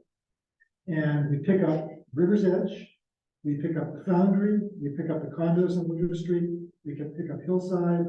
There's another little condo development on Route 1, the 3 Mincos. So that blue outline I have right there has about 450 existing and approved multifamily dwellings. It's a bit of a gerrymander, Yeah, it's a gerrymander, but the ordinance said, the law says you can use existing and pedestrian bicycle access to a transit station. And, the whole corridor. yeah, and the majority of that district is within half a mile of the MBTA station.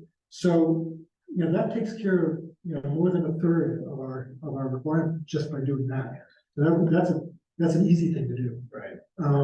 And you just create an overlay district and, and again, I think Andy was trying to say this, you create an overlay district because then it's easy to impose the design standards and the special site plan standards rather than creating an existing district and have everything housing and non-housing comply with that. So it takes us a good part of the way. Okay, so next. So, and I just want to conclude with a few things. What is 15 units an acre? So this is 20 units per acre on Washington Street, on Monroe Street. It's a traditional form of development, so it doesn't have to be high rise. It can be fairly traditional type of development. Next one. This is the River's Edge. This is exactly the density that the law calls for. So this is, we could have more of this. And the next one, the Foundry Square off Merrimack Street. Again, 15 units per acre. So this is the kind of thing we could be doing. We could do larger scale too. We can do things that are more like the NICO projects, but we can probably do right zoning that allows this kind of density. So and then The scale of these, I think, is more appropriate to Newburyport. Yeah, right. Agreed. Yeah. Okay, so the last thing is the Story Avenue.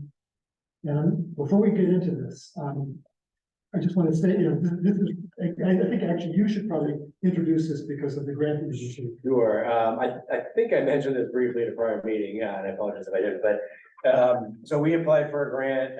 I talked with Councilor McCauley, who was earlier this night, about rezoning the Story Avenue area this graphic is just meant to depict, it was used for the grant, just to illustrate that we have these basically what I would consider three primary nodes of the city. They're sort of village centers, if you will. One is the downtown, obviously, we all recognize that, that's the primary. But we have our evolving 40R district, and you can see a little bit of that with Boston Way and the Route 1 Haley's project, what that might look like in the coming years. Creating kind of another node down there. And then we have the Story Avenue area. One thing I would also say with this, that it's come up a little bit more recently in some of my dialogue with folks, but I also feel that this is some ways of meeting other requirements we have in the city: economic development, new housing needs, meeting the state's requirements and so forth, but also to some degree also alleviating some of the infill pressures elsewhere in the city by creating those housing units and those options, not to push them off in a corner, but they may actually be appropriate locations where we want to encourage that type of those type of changes, and that walkability and mixture of uses, so to speak. So I tend to look at them as sort of three primary areas with that, plus the fourth area I called out was the business park as a key employment center. And I think there's some good, something good about those being, proximal to each other. So I think that's how generically how I looked at this. Going from there, calling out just the sort of districts that are involved, business, industrial, the different type of business, B1 versus B2 and B3 for the downtown. But this is just an aerial photograph of that Story Avenue area, and the thought process in general, it was that we could basically take advantage of some changes akin to, if you will, looking at what we've done with the 40R district, changing this area, thinking about buildings facing the street, something what feels like Newburyport, buildings facing the street, 3-story buildings, maybe an upper step, step back of upper levels if you have, thinking about where we might have some of that, but essentially redeveloping over time, allowing this area to be redeveloped as a mixture of housing and commercial uses, more akin to what we have in these other areas we're developing, where it's a multi-story building, there's residential above, some of the walkable shops below, there's walkability, there's connectivity between the sites, and the stuff that we look for in the 40R district. You'll notice here that there's an area here. I primarily think that the majority of benefit we would get out of something like this would be a wholesale change long-term to the Port Plaza area, Market Basket and so forth, right? Evolving that to something that feels like it's a gateway, so to speak, to Newburyport, as opposed to just strip mall anywhere. If you think of like the Institution for Savings building right in the corner there, that I feel like is a good, at least architectural representation of what we would want maybe for folks to see when they come into Newburyport. We don't have a whole lot of examples of that in the area right now, but we're sort of hopefully starting to change some of that. This could help us to get some of that there. There is also some interest in sort of this corner of the sort of area that I've highlighted.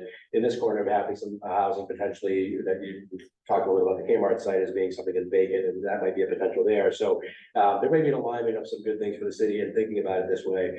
The other thing to call out here is just the sub area B, as I call out for the grant purposes, but this is the area that we don't control, it's the C&J parking lot, so to speak, but it's underutilized to a degree.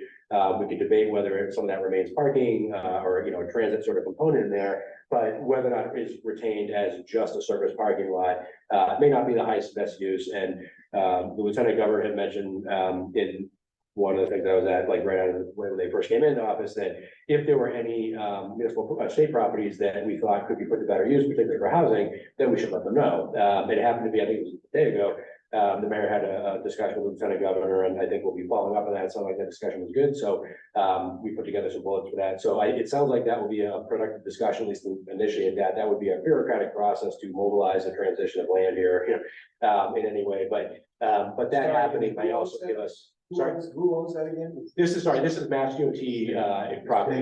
Yeah, Mass DOT. But in order to get through the bureaucracy of either the state making it available for something else, which I will go into the weeds for you on, that may take a little more time than something like this, where it's just local private folks who own the property and we would work with them. But we've already had it happen at the train station. Correct. So it can be done. And I think we may have a good timing for this to be looked at, favorably. And I didn't pull up a visual for this, but if you can all kind of imagine driving into Newburyport and seeing that large wall, I mean, the immediate reaction I have to that, just thinking, visually, is put a parking deck back against the wall, put a nice set of buildings essentially fronting on there, and what you're seeing as you come into Newburyport is more traditional kind of Newburyport feel, if you will, and that might also set the stage for, that might be the front piece that sort of people are saying here over time. We could maintain the transit component, we might have remains of parking on site and so forth, but it may be a combination of things, not just that. Jennifer and I have talked a little bit, and she had to drop off, I think, but we have talked generically about the fact that probably this section of the corridor here, which you're thinking about the gas station, the Dunkin' Donuts, whatnot. I don't think the gas stations are gonna change anytime soon. They're reasonable to have next to the highway and they're likely to, do well. I think the bigger bang for our buck and the more likely and something that changes will be these larger areas where there's parking lots and so forth. This is a little tighter sites to work with, so we have to cobble things together, remove site uses that are already doing relatively, these small businesses. So I'd imagine that over time, we're gonna get more bang for our buck, so to speak, of the changes here, but that gateway, essentially this corridor coming in, could become more like you're arriving in Newburyport, before you even get to High Street. And that's what I think we're sort of looking at here is a grant to use for rezoning between now and June of next year, put together something, it doesn't mean the council has to adopt, but try to bring that forward. And we may want for other reasons to be able to mobilize something faster or slower. But that's what the grant allows us to do is some consultant services to assist the relatively limited staff we have in the office to do various things. It's also great to have someone like Rick as the chair for a planner professionally, but this gives us some additional resources. And one of the things I think, and that's why I keep pointing back to the 40-hour district, because it's something that works for various reasons and we've had some experience with. It could be any other model or examples like that we pull from or pull pieces of into this. But we're familiar with that, just the benefits that come out of it, and there has been some interest in, like I said, specifically in multifamily housing being permitted here that might align well with this. And there are lots of ways to do it. You could do this, you wouldn't want to, the property owners would get very nervous if you started playing around with the underlying zoning. But you could do it by adding an overlay district that allows housing to be inserted. You could do it by creating a new special permit use that allows something to happen that wouldn't otherwise be allowed in the district. So the idea is about expanding the range of opportunities that are available rather than becoming more restricted. There's if you don't mind, back to that street. I think there's an owner of where Haji's is, of a big chunk of land there. And at one point, they were considering putting housing there. What was the impediment? Yeah, there was an old 40B concept years ago. Yeah. That was down here.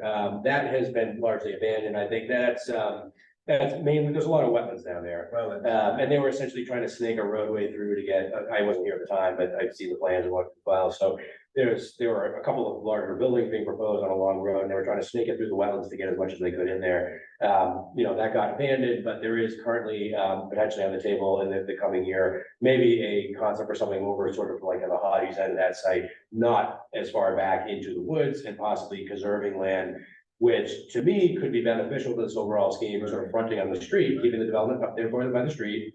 And actually, I would say parallel to these other pieces that we've had in recent years over here, from back of Oleo Woods, which is off the screen here, but when that extension of the Russell, when that Oleo Woods project was done, there was open space preserved back here down the bottom off the screen. And the same thing happened when Tropic Star came in and did the CBS, and we got more land preserved as backland back here, which I think is good as well for various reasons. But clustering that development towards the street, making this the housing and the mixed use and the walkability, and then keeping all that as preserved as open space is also a somewhat common theme that we have here in Newburyport. I think a good thing we want to do. So to me, a good thing that might be as part of that project is the multifamily housing, sort of towards the street, but the preservation of a chunk of land at the back, which I think could be a great overall mixture for that side of the street. So, And to that point, you might want to change the zoning requirements to allow more density at the front of the site in exchange for preserving the back of the site. yeah. And one thing I would also, Jennifer and I had also talked about this too, because it's one of those things I think about when we think about with the 40-hour district. I don't know, I pull up the graphic here, but Rick mentioned earlier that on the, if you think of the Route 1 corridor, and I can go back to the graphic, disorient people, but on Route 1, if you look at the Kelly's Hardware sort of area, that side of the 40-hour district was put to a lower height allowance in the 40-hour district to sort of be compatible with as it transitions up State Street. If you think about that, and you also think about in the 40-hour district, we allowed a 5th floor additional height near the train station right along that corridor, but not further out as a sort of a stepping transition. I think that we also need to think about where do we draw those lines or boundaries here. So to me, there's a map that accompanies this area, just like there was with the 40-hour district, that says, well, you might have things like you could do a 5th floor sort of setback in the site here, But we may not, for instance, if you think about that Kmart side of the building here near the street on Low Street, you may not want a 5-story building right against the street there, because that's gonna feel like a 6 to 7, story tall building at that, grading that is on. So for instance, we might have a setback and, you can do your 5th floor if you want, but it's gotta be this far back. So as we think about where it might be reasonable to have 3, 4, or 5 stories, whatever that may be, I tend to agree, like Bob said, I tend to agree that there's a certain scale and sort of character we want to maintain, and that's the piece that I feel like the pedestrian should always feel generically. But I also don't have a problem with, necessarily having that variety of height, and that can be beneficial both from an economic development perspective or a developer's perspective for, their pro forma, and it can be compatible because it can sort of fit in there in a way that doesn't work for the pedestrian, depending on where it is located or allowed. So that's something that we can look at as we go to map as well. Do you have this grant? Were you awarded this grant? So, sorry, yeah, we got this grant, we have to go through a bureaucratic process, but so the city council has to accept grants, so we sent the grant to the city council, where I'm hoping on the 12th, they'll take that up in committee, and then on the 16th, they'll approve that, meaning we can get the contract in the state, execute, and get going on some of the work. And we have to finish it by June 30th. And by June 30th, yeah, So are you done with that part of it? yeah, sorry, Can we just do the images then, because yeah. this is something that I've had for 10 or 15 years. I haven't updated it yet, but just thinking about how you would think about converting a strip corridor into a more mixed use type of area. This is actually an example. I don't actually have current pictures of it, but this is when it was being planned. There was a shopping center on Route 1 in Portsmouth called Southgate Plaza, and the retail developer partnered with a housing developer to add a housing component in there. So there's the kind of greenish building on the left and the white building on the right are all kind of, I think the white building on the right was an Ocean State job lot or something like that. And the one on the left was a grocery store. They were able to fit in a residential component, so it became more mixed use, and they've actually now turned a movie theater into a second residential building. So that's an example of what can be done. Go ahead. Hey, so Rick has some, sorry. I have actually a perfect example of what I think you're trying to do. If you've been there, the New Balance factory in Alston, they built up an entire corridor around a Stop and Shop of buildings like this, and there's a bowling alley, and there's this walkability area, and it's absolutely gorgeous. Yeah, there's some more, I've got some more pictures of that, but some other ones, yeah. Yeah, I should note, I probably didn't mention with the grant, part of the assumption with the grant was a couple of things. A minor component, so to speak, is just confirming, because we're talking about a fair amount of build out or new growth, right, and how that fits in. I do want to verify that we're having a responsible, from a planning perspective, discussion about infrastructure, just making sure that at least our plants can deal with the additional growth, and we're calculating that, having a fair discussion about that. Making sure that that's not an issue per se, that's a, planning 101. But let's confirm that. Then there's the zoning language and components themselves, what the consultant might help with that beyond anything we're doing.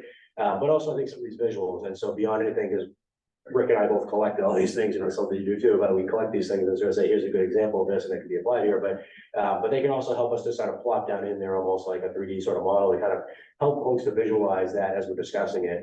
A little bit of that was done with various sketches before my time, when the old transfer of development rights district was being discussed around the train station. It became essentially a different format as 40R years later when I got here, but that was some illustrations done at that time that helped to illustrate what that could look like. I think a very good sort of example of the type of buildings that we expect to see in Newburyport. So we can just go through these pretty quickly.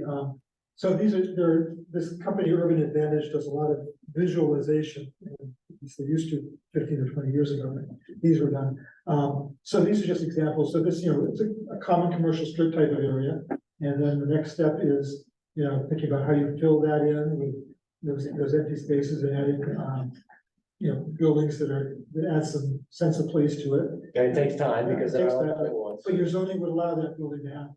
And then the next piece is how you add crosswalks and pedestrian facilities and so forth. Planning board does that during the plan review process as part of the site plan review process, as well as the architecture. And then as we work with the state in our own right of way, we deal with those improvements within the right of way. So And then the last one of that one is just, more, adding more buildings, filling in more. So look at the comparison between that Structured parking and and then. that, right, right. So the next one I think is actually even more relevant to what we're talking about. So, you've got this gas station as a trip and no sidewalk and no landscaping and everything. So the next step, the first step might be, the city comes in and does some public infrastructure and, or somebody does something, adding trees, adding sidewalks, adding better lighting, textured crosswalks and so forth. And the next piece is, converting the gas station maybe to some type of mixed use development. And then, what will be next? Oh, I guess it's, maybe that was the last one now. So some real life examples. I don't know that anybody's been to Mashpee Commons on the Cape, but it's an old strip mall that looks kind of familiar there. And it now is a really walkable, kind of, mixed use community. It's got every type of use in it. Next one. This is the comparison I would make, and as I visualize like the Port Plaza area, and you could even visualize whether this is like a, it could have like a sort of a third floor as opposed to door, like it could be something very so akin to this slide. So that's what it looks like, they took this strip plaza and they created internal streets. And, it's still an auto-oriented place, so it's got tons of parking spaces, all around it. But the core of it is really a walkable, mixed use kind of space. And the original, it's all built around the original supermarket. Next one. So this is a view, that yellow building, I think, is this, the movie, I think the yellow building is the movie theater. But, Been going on since 1980s. maybe 1990s, I'm not sure. Yeah, the early 90s. Yeah, it's a long term, I had friends who worked on this Yeah. long time, and it's a very successful. Yeah, it is, it's wonderful. Next one. So it's just, it's like it's really a very, it's kind of a downtown Newburyport kind of place, but it's, it's in the shopping center. Okay, The Hingham shipyard is a little. Yeah, like no, that, actually, too. so then, this is just another extension of Mashpee Commons, a later expansion of it.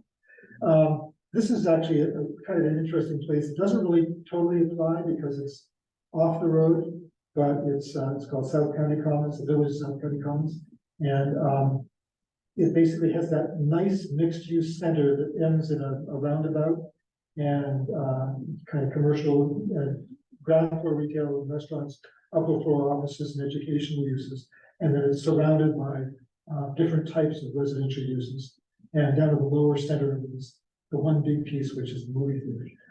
But go a little bit further on that, that's what it looks like, from the air, the core of it. And then next one. Yeah, so that's what the kind of place it looks like. Yeah, it's not as wonderful as Mashpee Commons, but it really still has a lot, to offer. And then the last example is this place that I visited in Minneapolis, outside of Minneapolis, called Excelsior and Grand, because that happened to be the names of 2 streets across. And it was a total wasteland commercial strip. And you can see they created 644 dwelling units, 65,000 square feet of retail, a whole bunch of on-street and structured parking, and public park and amphitheater. Next one. So the upper right is what it looked like before, the lower right is what it looks like now. It's a little bit different. And it's much denser than the other ones I was showing, but it shows you how you could, get the same type of mixed use in. This actually has a Trader Joe's, I believe it's that building we're seeing in the lower right, with an underground parking garage. That's part of it. It's just really very nice. Next one. There's more of it before and after. That's the last one. That's the last one. Okay, good. So those are just ideas.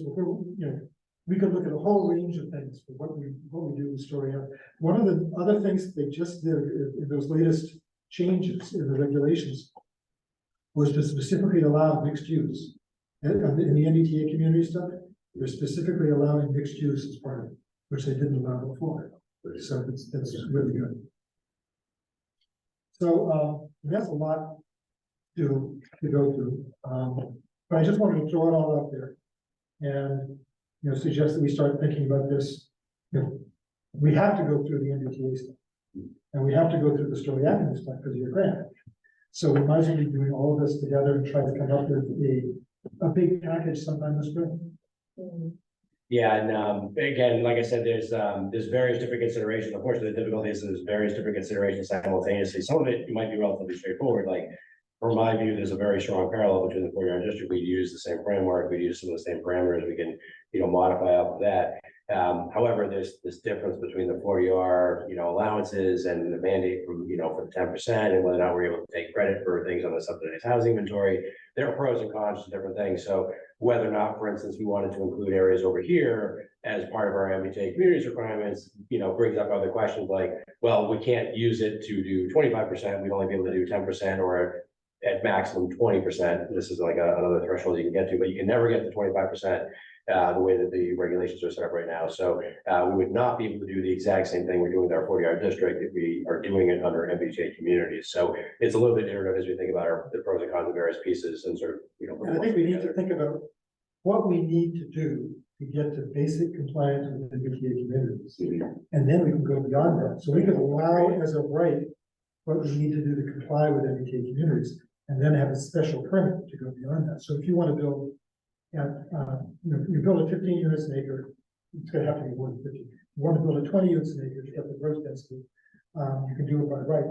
But if you want to build at 30 units, think of 30 to 40 units, then we can do that by special permit, and then we can apply the higher, higher rate. So we've done the zoning that allows it as a right to meet the MBTA communities, but we may say you can go up and above and beyond that. If you can do all these other things for us. So, this mistake. I assume there's a demonstration you have to give to the MBTA requirement. Well, you have to basically give them a bunch of data to show, Yeah, and then they analyze it themselves. They look over to say, like, did you meet the 15 units per acre? Did you meet the air requirements? So that would speak to your, right, Yeah. here's where it is, here's where you can see it. And so we could do that first. Yeah. And then go beyond that. Yeah. Because we may not get, we may allow 15 units per acre on the Kmart site, and the owner may say that's not worth it. Right. But as long as we allow it, you have the requirement. Right, exactly. So there's different things we're trying to achieve or deal with, right? Simultaneously, we need to decide how do they all fit together, which one, which is the maybe in some certain situations, which is the priority issue we're trying to address.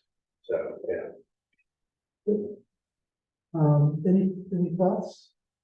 This is a lot to go through. Do folks want to digest this and then maybe at the next meeting circle back and give feedback about, anything you're thinking here? Or what would be most useful? Yes. What Yeah. would be most useful to help? How do you distribute that information? I mean. Sorry. Yeah. So I'm gonna be preparing a package for the city council where it's a little awkward timing because the council's also dealing with short-term rentals. Yeah. There's a hope that they'll be able to finish that process maybe this time around, because that's gone on for like 2.5 years over. But at any rate, I think what we're doing is ramping up for a more formal presentation, materials to run through, the basic requirements, but also to run through, look at our Newburyport zoning map, look at the context of our neighborhoods. Here are a couple of options, pros and cons of various things, like Rick has shown with that gerrymandered sort of district. Here are some of the options available to us in the spectrum, taking it a little further than just the basic requirements shown on the slide, and then walking through and hopefully, at a starting point, even getting, a little bit further down the road into, before we all waste a bunch of time and a bunch of hearing, public hearing process and formalities, hearing a concept that's reasonably, in the right ballpark, having a discussion of that spectrum there on the map, looking at the various details, and then diving into, the more formal process. But I'd like to have some more informal sort of discussions about this stuff, trying to get ourselves on the same page overall before we're doing a formal process and spending months on end debating over line by line edits in an ordinance amendment. Let's agree with the overall framework and, all this first, and then drill down into those details with a package that can be brought forward. So I would say over the sort of fall, winter season, and early the next year, expect that to be sort of ramping up as much, involved discussion, and various pieces of this going from initial presentations like this into full blown, here's our sections, here's what we're thinking about for the height allowances, here's a map that shows how those setbacks might apply, that kind of stuff. Are these available to us? We can post these. Yeah, Rick, sorry, we can post these, they're not currently on the website at the moment. Yeah. Get them there, yeah. Makes sense. And what is the timeframe for the MBTA communities? We have to have an approved plan by the end of next year. By December 31st of next year. And it's done differently by, like this year, the end of this year, the requirement for those that are served closer, they have the actual subway as opposed to the MBTA commuter rail. So they have an earlier timeframe, So December 2024. 2024. But the zoning has to be adopted by. Right. Right. So that means we have to be done a long way by June. And you sent the story out, the consultant work has to be done. Well, the grant funds that are utilized have to be used by June, yeah, so. So it seems, 6 or 8 or 9 months seems like a long time. Doesn't seem like- Yeah. That's a good sense. I'm already nervous. So, I mean, it actually is, this could be actually fun, because, so much of our work is reviewing applications for special permits and site plans. This would actually be real planning. So, Right, real advanced planning, thinking about how do we want to change an area, and then how do we apply that in regulations that then can result in permits or applications that are brought before you, like the ones that we've seen, particularly in the 40R, but some other places like that where we've seen a wholesale change done to an area, so. So Andy, I know this is not a public meeting or a public hearing, but we have a former planning board chair here. I don't know whether she has anything she would like to say about this. Yeah, very welcome. I appreciate hearing the whole story and seeing everything coordinated. I think that makes a whole lot of sense. What you're already working with in the industrial business park. And you were involved with the 40R district for sure, so you've seen, yeah. the whole process, so. Yeah. No, I'm here primarily because I'm also with Newburyport Livable Streets. And we're looking at providing some input to the Story Avenue project from our perspective. I think we felt a few of the comments we've already made to Andy came out of zoning, but I think we're gonna back off any of that and just focus on what our expertise is and what we're concerned about. Because we're really an advocacy and an education group. You have 2 members here already, Walden and Rick. I had taken this on as a project for us with their backing. So that's what we'll be trying to contribute as recommendations right into the process of the design, the consultant design work. And then hopefully if there's anything we can provide in terms of the public hearings, we'd be glad to do that as well. Definitely, certainly advocacy or support for those components, the right of the changes, and, within our 40R district, we only have a limited number of standards in there, but the idea there is we could go back and modify our 40R district or other areas, but we may want to change the parameters, we may want to increase the number of bike racks they provide for, versus cars, we can do things like that, so that, in line with that, part of what we tried to start with the 40R district, and again, other areas we want to do, I think similarly, is trying to make sure when somebody is building a development, particularly in an area where it's going to have residents or, mixed use, as opposed to say, embed the business park with just trucks going in and out, you want to have sidewalks, you want to have connectivity. So we tried with the projects thus far in the 40R district and through the regulations and then a permit review process underneath them, to compel the developers to put that as part of their project. So you have this plaza next to the rail trail, with a little bit of retail component to it, make it more active and vibrant. That's the kind of stuff along with the design review. It's not just the building, it's also the site and the way it connects people and makes it, not so much dependent on the automobile. That's, I think, livable streets and that component is very important to this as well. So if there are specific standards, either for the architecture or for the site that you think we should look at modifying or some particular, throw it out there and we'll think about whether or not we can put that in there, or it makes sense to tweak something or add a new provision that we don't currently have. There is one point that hasn't been brought up yet, and I think you should keep it also in mind. And this is the concern, I've forgotten where it's come from, but again, I'm just focusing on Story Ave, that it not be created in a way that it becomes competition for downtown. I know that's all in the eyes of the beholder, but if we focus, or you focus more on the residential component with the mixed-use retail, commercial, more for that village, using some of the examples that you saw up there, I think that will fly a lot better through the council and with the general public than trying to offer an alternative to downtown boutiques or something like that. Yeah. You can't control who goes in there, other than one thing that we had suggested, just because I had that experience before with the 40R district, is the square footage for retail.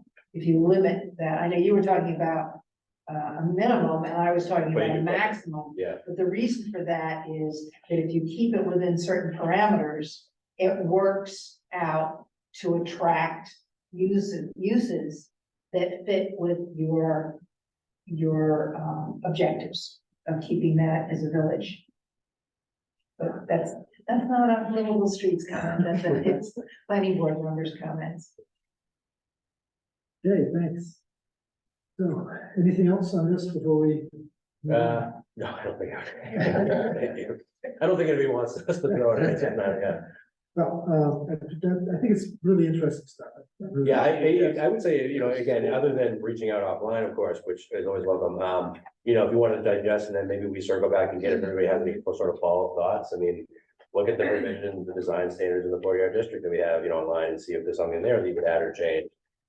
You know, is there anything about the permit process you've seen today, you know, whether you've been involved directly or, you know, indirectly, anything about the permit process you would change, you know, we have to figure out how that fits in there, that's another piece that, you know, because he has the right component, for instance, but, permit process, design standards for the buildings or the sites, let us know what those thoughts are, so we can think about how they might fold in. And, you know, like Charlie said, there are other examples. If there are other examples of places that look like they would really work well for Story Avenue. Yes, the graphic examples of those locations, if you want to give us you know, that this business, that address, or whatever town, you know, send us a snapshot of that, a reference, because we've got a million examples of these ourselves, you know, that we come, you know, but the more of those that we find that are closely aligned here, the better it is, because we can illustrate exactly what we're aiming for. We can make sure the regulations parallel with that, but we can also illustrate for folks what the beneficial changes are over time for the community, by adopting the zoning changes. So it doesn't matter what random, you know, thing it is, just send it our way and we'll add it to the possibilities of visuals we're showing or, you know, examples that we use for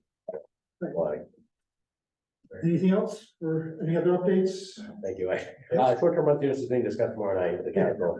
I unfortunately have to patch it remotely, so I'll be hoping to get good audio. I can hear in the room hopefully what's happening, but Jennifer and I will be patching in. Legal counsel will be, our new legal counsel will be sitting in on that. And we'll see where the council goes, but hoping that the ninth time is a charm. And they need to get it done by, November 14th. God forbid, we should have to have another, well, if they do it again, it's gonna be in the city council. yeah. Okay, Thanks for doing that, Rick. That was good work. but does anybody else have anything they'd like to raise before we close for the night? No? You were very quiet, Heather. I just couldn't hear. She's gonna be masked from here on out. Yeah, that's my new thing. That's my new thing, yeah. All the June. No. Motion to adjourn. All in favor of adjourning? Charlie. Okay. Thank you, everybody. And you see how easy the voting is when it's